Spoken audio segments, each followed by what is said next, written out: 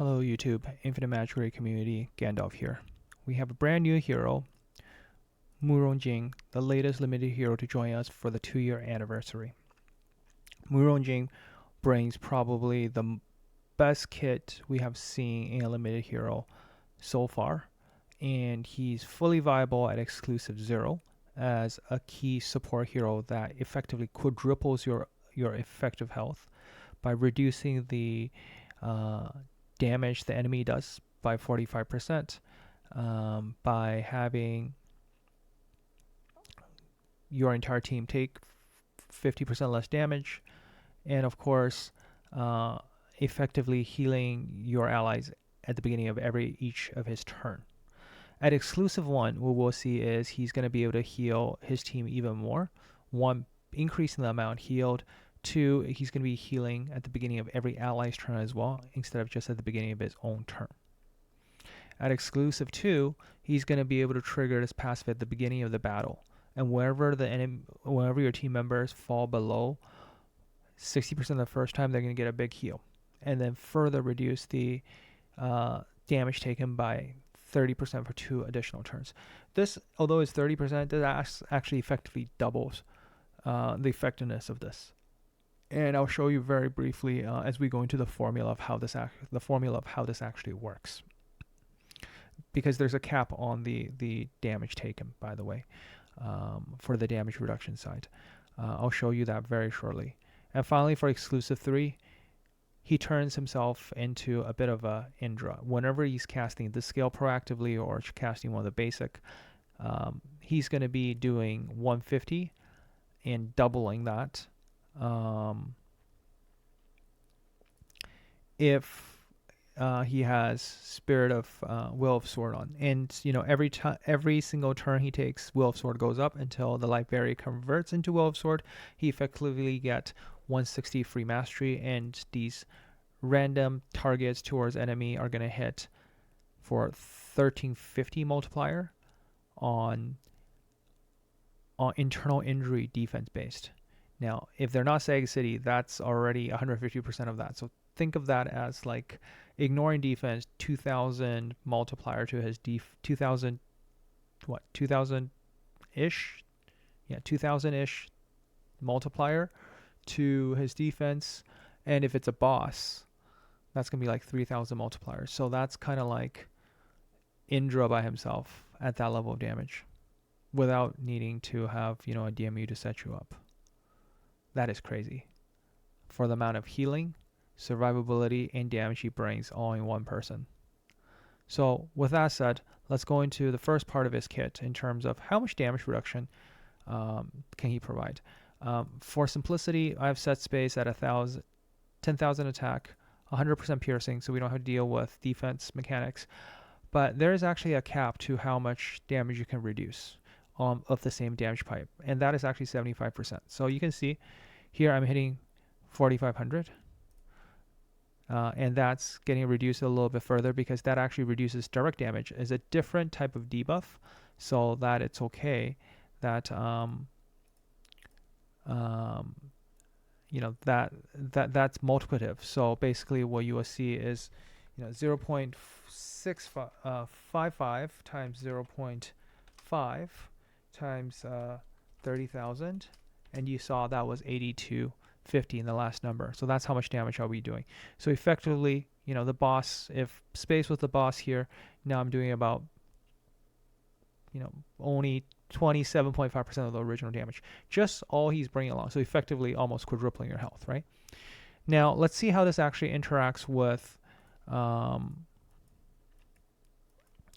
things like wet and code.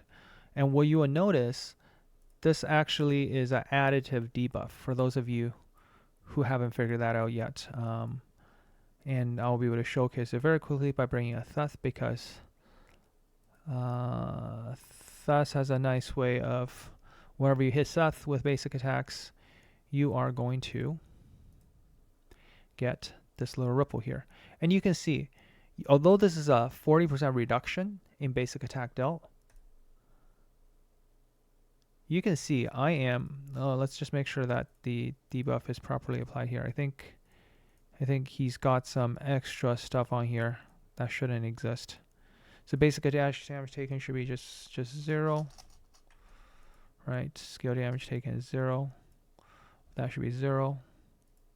Direct damage dealt is 0. We still got that. Okay, restart from current settings. We start over just to make sure that we have the right debuff. Yep. Okay, so you can see, just to check, right, we're going to be 1500 before anything happens. Please, come on.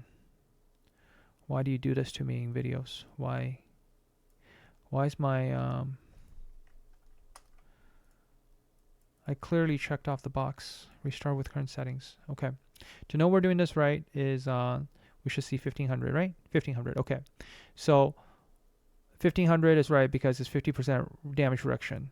If we hit thus, we're going to see another 40% damage reduction. You would think, right, if it was multiplicative, we should see 0.6 times 0.5 and we should see 10,000 damage, right? Sorry. Yes. But we don't. We actually see 7,500. This is how the formula actually works. Okay. So when you look at these damage attributes, they're actually just opposite of each other. So you can see here I'm taking a 40% reduction in basic attack damage dealt. The enemy here is actually seeing a minus 50 in basic attack damage taken. So effectively, the basic attack damage that really he's taking is minus 90%. But there's a cap. And I can show you this very quickly by doing it this way. If we just quickly get rid of all of these heroes. And this is the same thing if this goes to minus 90. But you will notice I'm still hitting 75. And doesn't matter how I further reduce this number, it won't change because there's actually a hidden cap on how much direct damage you can reduce.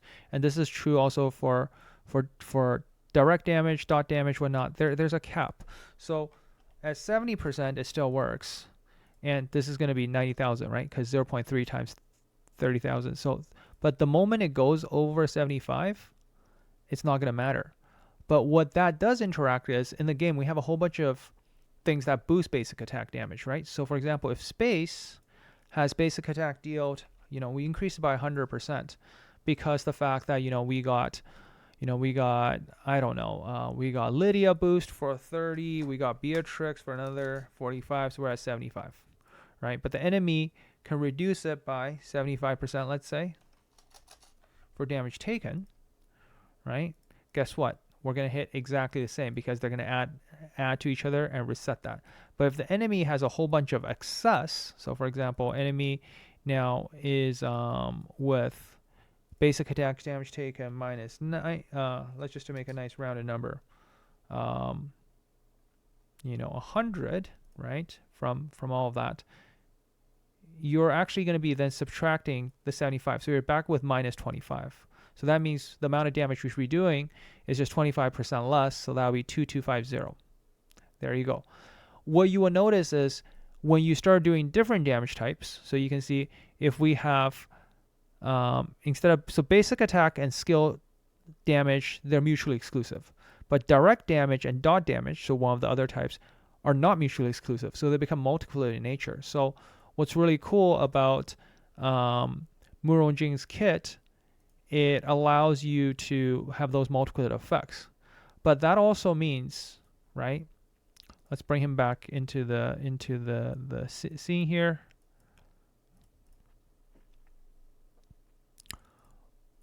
When you see this second exclusive trigger and this extra 30% for 2 turns, that basically just brings it down further, right?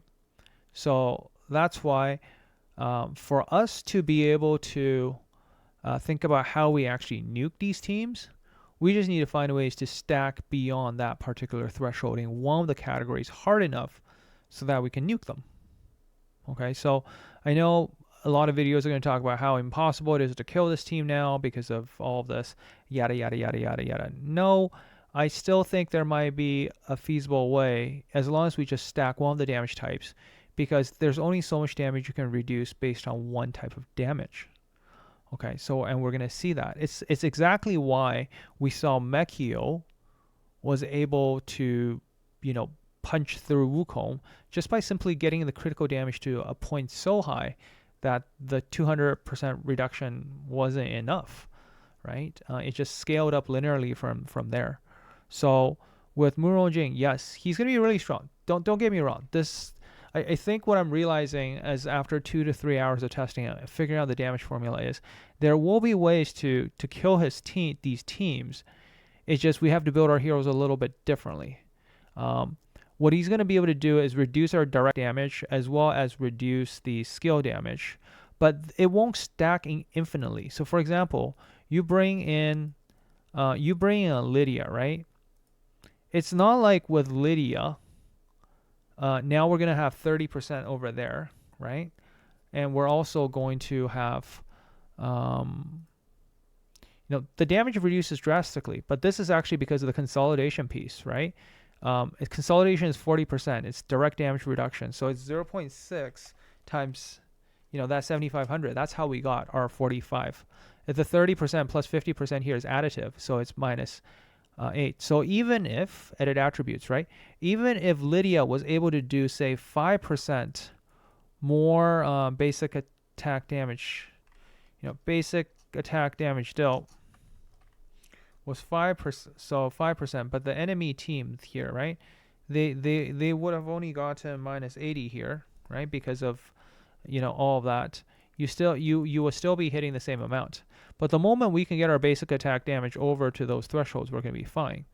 This is, oh, sorry, I set it up wrong. I'm actually doing less damage now because of basic damage. Yes, basic damage now is only 5%, right?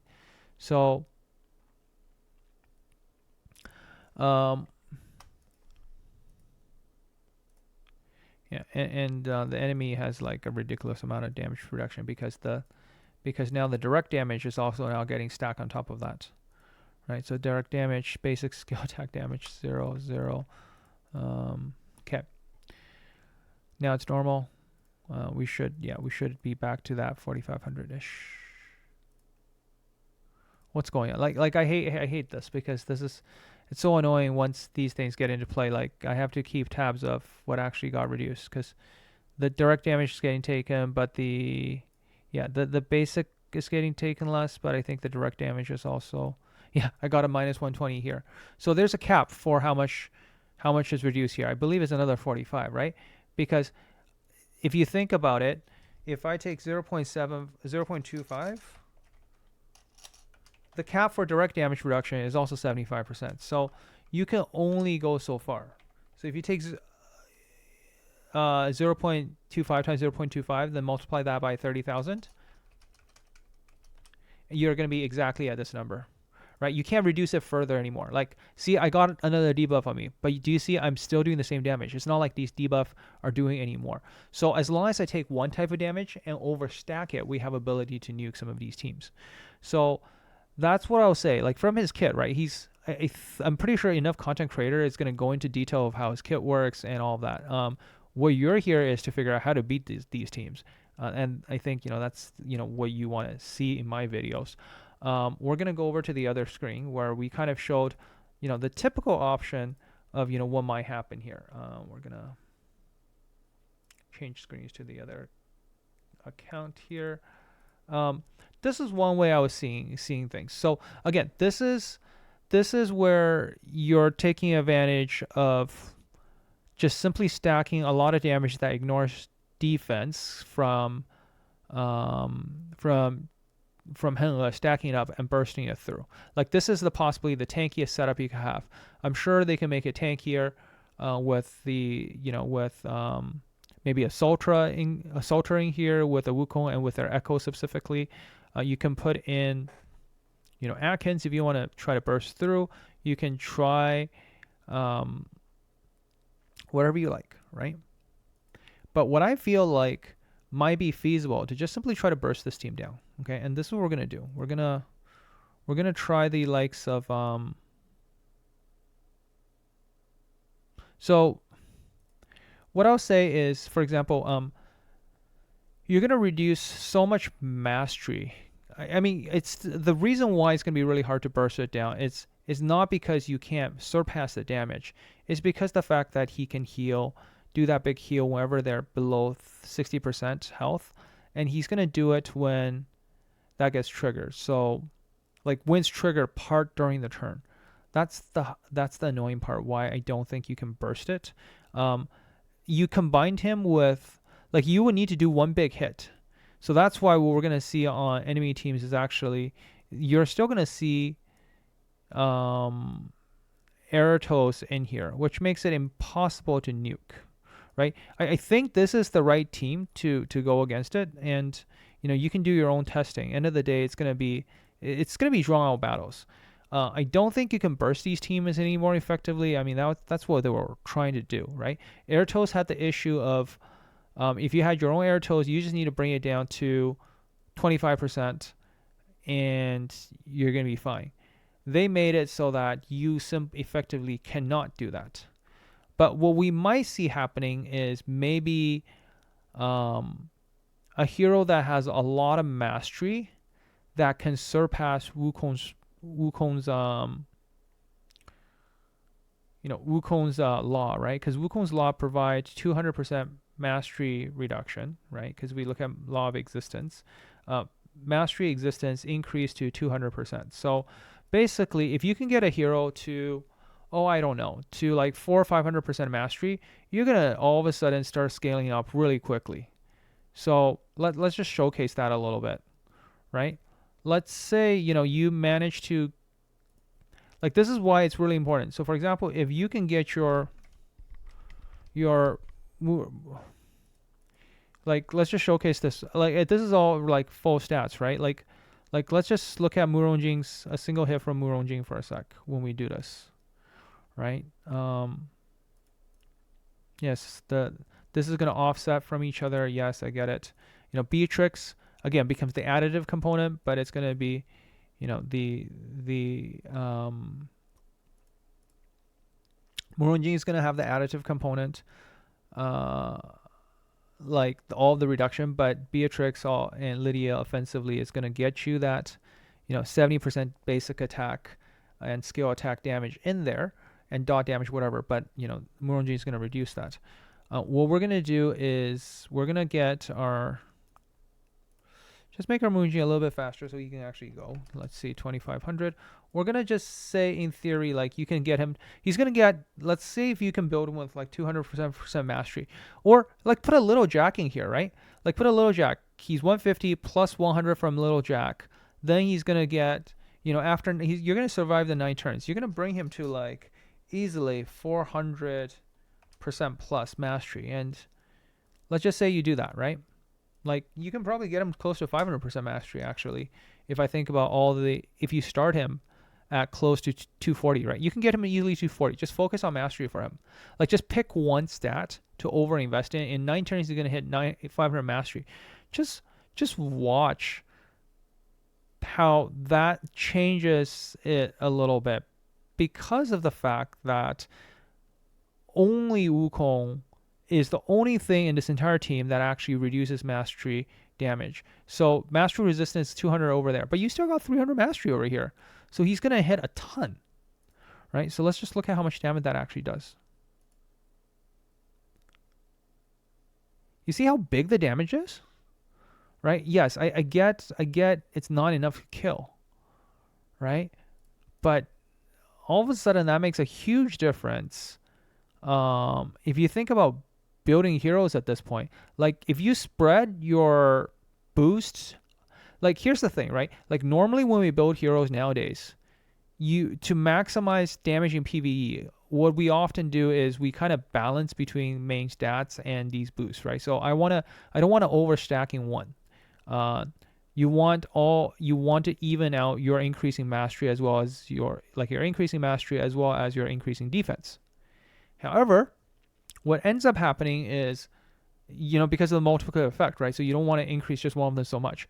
But because you have ability to reduce direct damage, mastery, like dot damage, basic attack, skill damage, like this counts as both skill damage as well as dot damage, right? So you're getting hit on 2 categories. But if you just stack all your stat into one, like don't build as much defense onto him and build all mastery, in PvP, that actually will hit through harder than if you just spread, because you're going to have to face with, he's now faced with,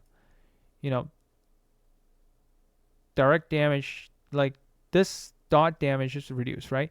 The only way you can offset this debuff is by having the likes of, Beatrix, because Beatrix actually increases your direct damage and dot damage. So this 45% is reduced, but Beatrix is going to increase this. So this is going to be offset. So you're back to normal.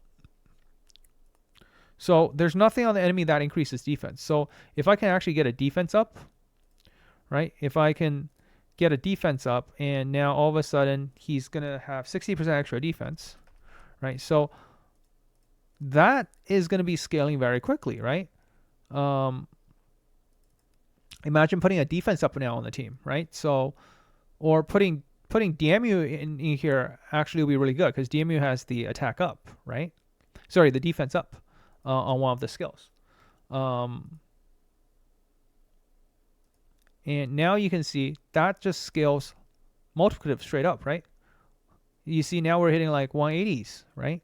Again, still not enough. Still not enough. I'm not saying we have teams right now that's gonna be able to one-shot stuff like this right now. But that you saw right away, right? It got triggered. I triggered the damage, and that kind of showcased the survivability side of things. And I want to be making sure I'm clear. Unless we have new mechanics coming into the game, these teams are going to be incredibly difficult to take down, take a really, really long time to kill. Having both Eratos and him on the same team make things very, very difficult. But we could see certain teams synergize really well with him to stack things up. So for example, because he exists, heroes that will scale really well would actually be like the heroes of Narch, for example, will scale really well with him, right? The reason why Narch will scale really well, because first of all, Narch is a hero that's going to boost his own mastery, right? He also brings in defense up, so that's going to scale really well. So Narch and Narch's ultimate is also going to just hit a whole bunch once it scales up a lot. So you could basically do him Narch plus say Wukong, Lydia, and Eratos or something like that, right? Like basically all of these PvE heroes that take a really long time to scale up all of a sudden becomes viable all of a sudden, right? And it will synergize really well with, because he protects for 9 turns. 9 turns is enough for many of these heroes to fully scale up, right? So it becomes really interesting. Like a lot of these PvE heroes that weren't PvP feasible, we might start actually seeing some play in them. So from that perspective, I'll say he brings them a little bit of interest to the meta. But overall, yeah, like in terms of purchase option priority, like if you're spending, yeah, this is not a hero that you will want to skip on over the next little while. He's going to show up in your PvP, Classic Arena, Advance, and your 5s. You want to, at a minimum, E2 him for PvP. If you want to use him in PvE, just for, so let's just, go out and talk about, the last bit of, content relevance. Because like I mentioned, like the world boss now is probably like the most important piece of content that we look at. Sages of Luli, right? When we look at the boss yesterday, we basically still have to use something to cloak. All of a sudden you bring him into the game, you can cloak, you can heal, you can put in anything that boosts deep injury damage. So here Fashion will probably be the best slot. So you bring him in, put in Fashion, you can easily expect like 10 billion damage probably. 10 billion, my bet, at least 10 billion if not higher. Like from a team like this, it will be absurd. It will be absurd, but it will be 10 billion to 20 billion range is what I'm betting on. Probably even higher.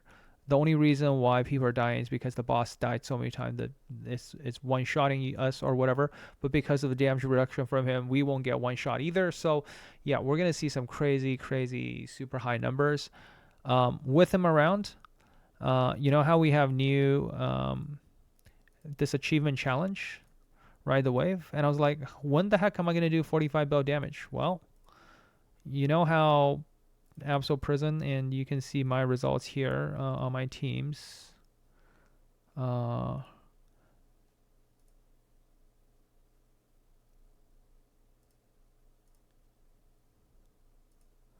people, I guess, are already hitting the 50 bill, I guess. But we should be able to, for example, I don't have to auto this. I mean, I can easily take, for example, Lydia, Little Jack, or keep Little Jack, but take Lydia out, right? Take Big Jack out. We put in Fashion, and we put in this new guy. We keep Little Jack, and we're gonna completely shred. We're gonna completely destroy the boss on a whole new different level because of what he's able to bring to the table.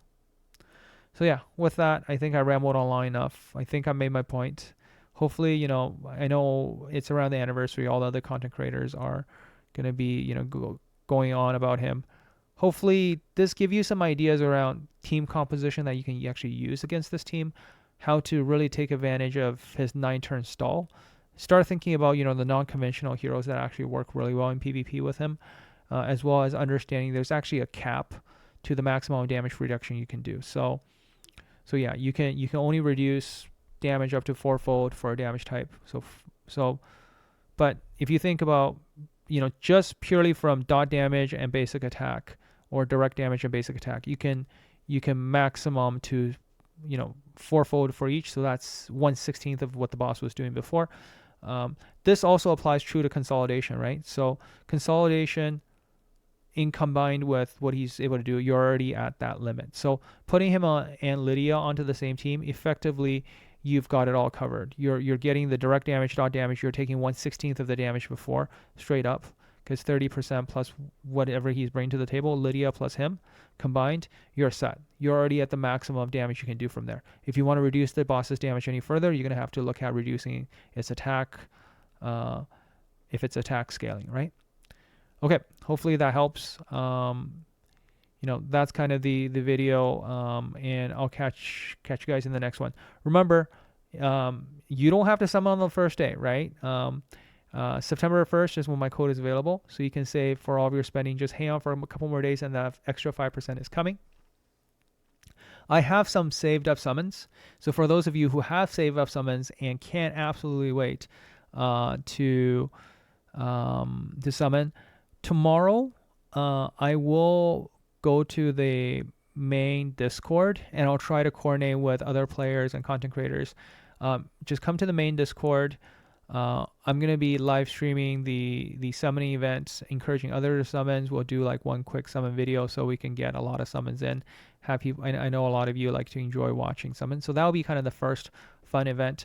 I am thinking about also a second event is trying to do a giveaway. I'll put more information in maybe a separate video. What I'm thinking about is, if you do use my code, I'm gonna be able to use the transaction like log, because I don't get to see your information, but I at least know when a spend was made on my code, what the exact time is. So like using that information, I should be able to maybe do a draw around anybody who used my code. So I have some thoughts around that, but you know, I'll let you guys know more in detail in a video another time. So that's just kind of a teaser to that, and thank you for those of you who stayed till the end of the video to hear that. I'll catch you guys in the next one. If you have any questions, comment, leave it in any thoughts, leave it in the comments below. I'll catch you in the next one. Gandalf out.